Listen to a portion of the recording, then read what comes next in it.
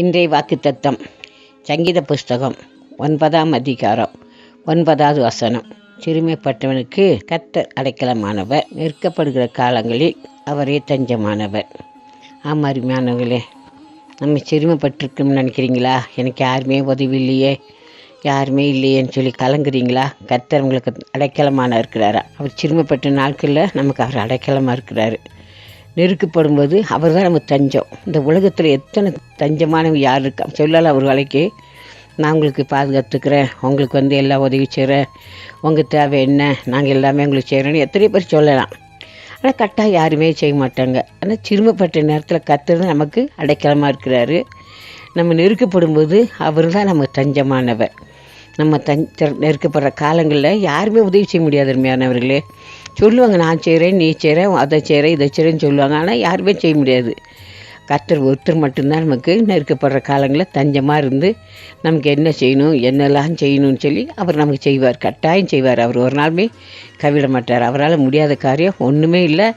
அவர் நிச்சயமாக நம்மளை கைவிடவே மாட்டார். கலங்காதீங்க அருமையானவர்களே. உங்களுக்கு நெருக்கமா, கஷ்டமா, கண்ணீரா, வேதனையா, அவர் உங்களுக்கு தஞ்சமானவராக இருக்கிறார். அவர்கிட்ட சொல்லுங்கள். நீங்கள் எல்லா பாரத்தையும் அவர்கிட்ட சொல்லிடுங்க. அவர் நிச்சயமாக உங்களுக்கு தஞ்சமாக இருந்து உங்கள் எல்லா இக்கட்டுக்கும் விலை காப்பார். 40ஆம் சங்கீதம் 17வது வசனம். நான் சிறுமியும் எளிமையும் ஆனவன், கர்த்தரோ என்மேல் நினைவாய் இருக்கிறார். அவர் நம்மளை நினச்சிட்ருக்கிறாரு.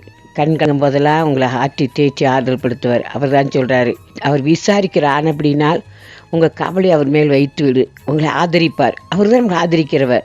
அவர் தான் உங்களை விசாரிக்கிறவர். நீங்கள் சோர்ந்து படுத்திருக்கும் போதெல்லாம், மகளே ஏன் கலங்குற, ஏன் சோர்ந்து போயிட்ட, துக்கமாக இருக்கிற அப்படின்னு சொல்லி நம்ம ஆண்டவரை இயேசுகிட்ட ஒருத்தர் தான் விசாரிக்க முடியும். அவர் ஆதரிக்கிறவர். உங்கள் கவலை அவர் இடத்துல வச்சுருங்க. நீங்களே சுமந்தீங்கன்னா உங்கள் இருதயம் தாங்காது. அவர்கிட்ட ஒப்பு கொடுத்துருங்க. அவர் நிச்சயம் உங்களை ஆசிரிப்பார். உங்கள் கண்ணீர் துடைப்பார், உங்களை ஆதரிப்பார். ஜெபம் பண்ணுமா? எங்களை அன்பார் நேசித்து வழி நடத்துகிறீங்க பரலோக பரிசுத்த பிதாவே, துதிக்கிறோம், ஸ்தோத்திரிக்கிறோம். அப்பா, அந்த உங்களுடைய வார்த்தை கேட்டுக்கொண்டிருக்க ஒவ்வொரு மக்களையும் ஆட்டி தேற்றி ஆறுதல் படுத்துங்க, சமாதானப்படுத்துங்க, சந்தோஷப்படுத்துங்க. அவங்க கவலையெல்லாம் நீக்கிருங்க, கண்ணீரெலாம் துடைச்சிருங்க, நிம்மதி ஆறுதலையும் கொடுத்துருங்க, ஆசீர்வதித்து உயர்த்துங்க. அவங்க என்ன காரியத்தோடு, என்ன காரணத்துக்காக இவ்வளோ கவலையோடு இருக்காங்களோ எல்லா கவலையும் நீக்கிருங்க. பெரிய காரியத்தை செய்யுங்கப்பா. நீங்கள் அப்படி செய்யப்படுற அன்புக்காக இருக்கிறதுக்காக கோடி கோடி நன்றி. எல்லா துதிகான மகிமைக்கு செலுத்துகிறோம். யாஸ்பா நாமத்தில் தாழ்மையாக கெஞ்சுகிறோம் பரமபிதாவே. ஆமென்.